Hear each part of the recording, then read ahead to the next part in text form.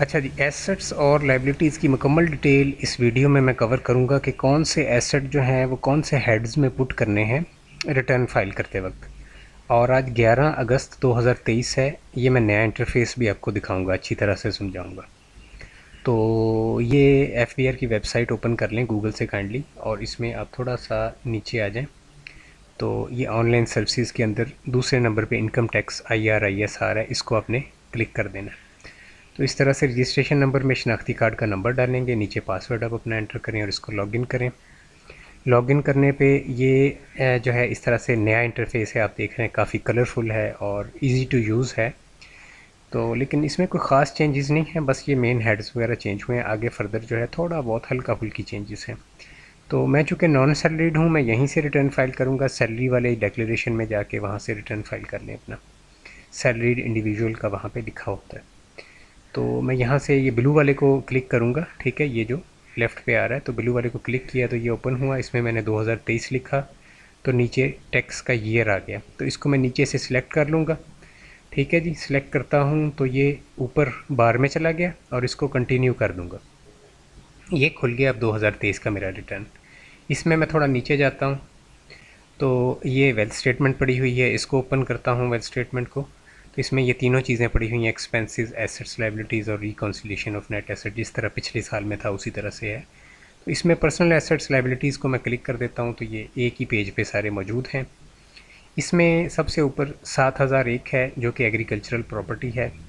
मेरी 2 agricultural properties यहाँ पे ऐड हुई हैं। पिछले साल का डाटा ये ऑटोमेटिकली फेच कर रहा है, इसको इंपोर्ट पिछले साल वाला डाटा जो है वो करने की ज़रूरत नहीं है। तो इसमें देखिए, इसमें यहाँ पे वैल्यू मैंने ज़ीरो इसलिए लिखी हुई है कि ये मेरी विरासती हैं, ठीक है जी। विरासती जो प्रॉपर्टीज़ होती हैं उनकी वैल्यू जो है वो ज़ीरो लिखी जाती है, बट उन्हें यहाँ पे ऐड किया जाता है। उसके बाद ये कमर्शियल, इंडस्ट्रियल, रेजिडेंशियल प्रॉपर्टी है नॉन बिज़नेस, 7002 में ऐड करेंगे आप, ठीक है। प्लस के निशान पे जाके आप कोई भी आपकी कमर्शियल, इंडस्ट्रियल या रेजिडेंशियल प्रॉपर्टी नॉन बिज़नेस जो है उसको आप एंटर कर सकते हैं। बिज़नेस कैपिटल जो आपका है वो यहाँ पे आएगा 7003 में। इक्विपमेंट नॉन बिज़नेस 7004 में। एनिमल नॉन बिज़नेस 7005 में। नीचे मूव करते हैं। 7006 बहुत इंपॉर्टेंट है, इसमें बहुत सी चीज़ें हैं और मेरी जो वीडियोस वायरल हुई हुई इंटरनेट पे उनमें बहुत से कमेंट्स आते हैं इस बारे में। तो देखिए ये इन्वेस्टमेंट है, ठीक है। इन्वेस्टमेंट यानी आपने कहीं पे कोई चीज़ इन्वेस्ट किया हुआ है, कैश इन्वेस्ट किया हुआ है। उसमें अकाउंट आपके आएंगे, तमाम बैंक अकाउंट्स की डिटेल नीचे आप डालेंगे। कोई भी बैंक अकाउंट स्किप नहीं करेंगे, चाहे ज़ीरो बैलेंस भी हो फिर भी आप अकाउंट्स जो है वो यहाँ पे डालेंगे, ठीक है। एन्युटी बॉन्ड, ठीक है, प्राइस बॉन्ड्स यहाँ पे डालेंगे। प्राइस बॉन्ड डालने का तरीका ये है, प्लस के निशान पे जाइए। मैंने अभी प्राइस बॉन्ड डाले हैं किसी के, तो प्लस के निशान पे जाके आपने वहाँ पे मल्टीपल प्राइस बॉन्ड्स लिख के उनकी टोटल अमाउंट एंटर कर देनी है, ठीक है जी। प्लस के निशान के ज़रिए आपने यहाँ पे एक फर्दर कॉलम आपका प्राइस बॉन्ड्स का ऐड हो जाएगा।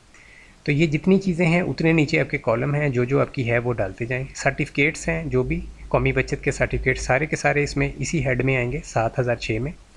डिबेंचर डिपॉज़िट, ठीक है, कहीं और डिपॉज़िट बैंक के अलावा आपने किया हुआ है वो भी यहीं पे आएगा। फ़ंड, कोई इन्वेस्टमेंट आपने कहीं और की हुई है, पॉलिसी कोई ली हुई है आपने, ठीक है जी। शेयर कोई परचेज़ किए हुए हैं, स्टॉक यूनिट एट्सेट्रा।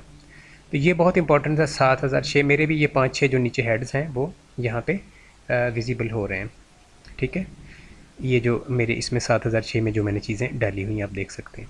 इसके बाद मैं फिर फर्दर नीचे चला जाता हूँ तो 7007 जो है ये क्या है, ये है जी रिसीवेबल, ठीक है। आपने किसी को पैसे दिए हुए हैं, कुछ आधार दिया हुआ है, एडवांस दिया हुआ है किसी को, ठीक है, या कोई डेट है, लेकिन इसका स्टाम्प होना ज़रूरी है। अगर स्टाम्प नहीं है तो स्टाम्प बनवा दें कि आपने किसी को उधार दिया हुआ है, डिपॉज़िट करवाया हुआ है किसी के पास, प्री पेमेंट की हुई है, ठीक है, एडवांस में किसी चीज़ की पेमेंट आपने की हुई है तो वो भी आपके रिसीवेबल हैं। किसी से पैसे लेने हैं, सिक्योरिटी किसी चीज़ की, आपने कोई घर वगैरह किराए पे लिया था तो उसकी सिक्योरिटी दी हुई है 3-4 लाख रुपए या इस तरह से 2 लाख या लाख रुपए, तो वो भी इसी में आएगी। ये तमाम चीज़ें ऐड करने के लिए प्लस के निशान पे जाके आप इसको ऐड कर सकते हैं।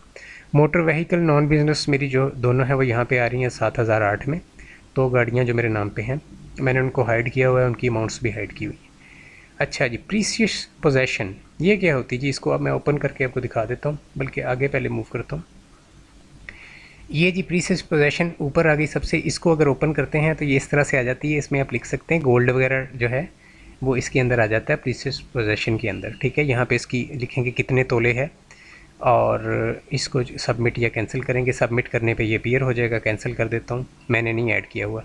हाउस होल्ड इफेक्ट क्या होता है? हाउस होल्ड इफेक्ट में आएगा जो आपके घरेलू अशिया हैं, टीवी है, एसी हैं, उनकी अमाउंट टोटल यहाँ पे लिख दें जो आपने ख़रीदे हुए हैं पिछले सालों में, जो कि जितनी घर की मालियत है, 10 लाख है, 15 लाख है, 20 लाख है, 50 लाख है, तो उसको ऐड कर दें, ठीक है जी। पर्सनल आइटम में क्या आएंगे? मोबाइल्स वगैरह, ठीक है। ये यहाँ पे इसके अंदर मोबाइल वगैरह जो आपके हैं वो एंटर होंगे, और इसको अगर आप क्लिक यहाँ पे करेंगे तो अमाउंट एंटर वैसे ही हो जाएगी। प्लस के निशान की ज़रूरत नहीं है, मेंशन करने की भी ज़रूरत नहीं है, क्योंकि ये छोटी चीज़ है, इस वजह से प्लस का निशान नहीं आ रहा।